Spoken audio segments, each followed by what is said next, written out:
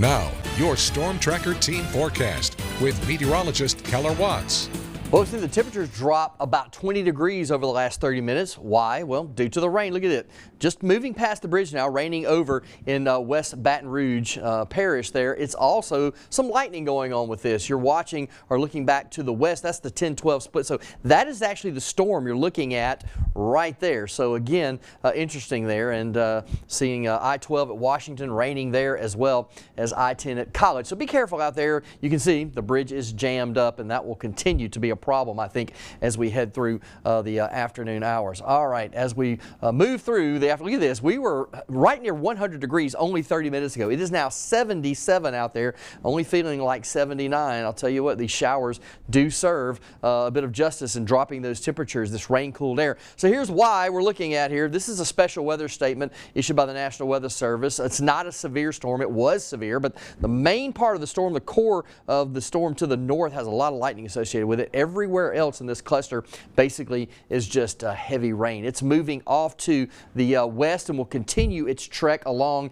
Interstate 10, probably holding together till it gets across the Basin Bridge and eventually into Lafayette, where it will no longer bother us. Heat alerts today, heat advisories, they are right now no longer really in effect due to all this rain-cooled air, but that will expire 6 p.m. tomorrow. We'll wait and see if we do it all over again tomorrow, again with the heat alerts. But you can see the rain-cooled air. Everywhere there's a 70 or an 80-degree temperature, that is where the storm has hit. So Baton Rouge Metropolitan 77 right now. It is still 92 in Plaquemine. Just 30 minutes ago, we were 102 degrees in Gonzales. That has now cooled down quite nicely. 102 currently. Baton Rouge and Plaquemine are the heat indices, along with 101 in Napoleonville and Thibodaux. The water vapor imagery shows lots of moisture over the state, or the southeastern states again, and yeah, just plenty of triggers for those showers and thunderstorms. All right, let's go to future track. We'll start tomorrow, Wednesday afternoon, where we really don't see just a whole lot of showers, much like we saw today with sporadic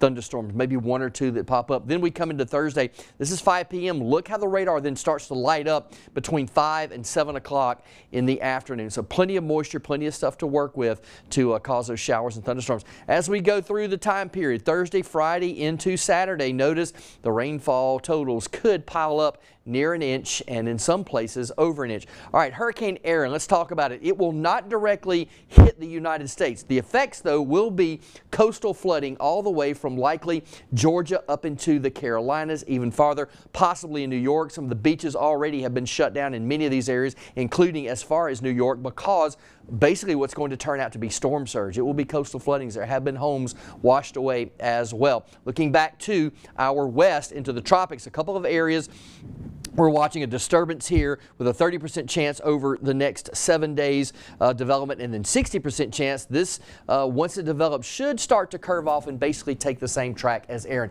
Here's a look at the 7-day forecast real quickly, and we are seeing that temperatures are going to be warm once again tomorrow. Then they will start to come down just a bit, I think, as we head towards the weekend. Showers all the way through Saturday and Sunday, starting to dry out Monday and Tuesday. All right, that's a look at the weather. Back to you, Christina.